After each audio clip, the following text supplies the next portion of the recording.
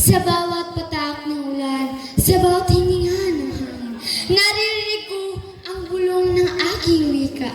Ang wikang nabugnay sa bawat puso. Ang wikang napapalaya sa bawat isipan. Filipino, ikaw ang aking kaluluwa, ang aking pagkatao, ang aking pag-asa. Sa iyong mga salita, nakatago ang aking kasaysayan, ang aking laban, ang aking tagumpay. Noong panahon ng pananakot, ikaw ang aming sandata, ang aming pananggalang, ang aming lakas.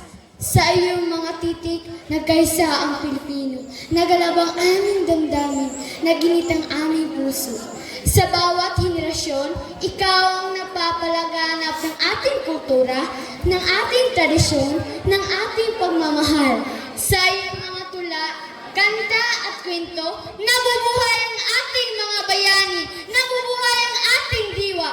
Sa bawat pagbigkas, sa bawat pagsulat, sa bawat pag-aaral, sa bawat pagtuturo, ipaalala natin sa mundo ang ganda ng ating wika, ang kapangyarihan ng ating wika, ang kalayaan ng ating wika. Filipino, ikaw ang aming wika, ang aming pag-asa, ang aming kalayaan. Sa iyong mga bisig, tayo'y magkakaisa. Sa iyong mga salita, tayo'y magpapalaya.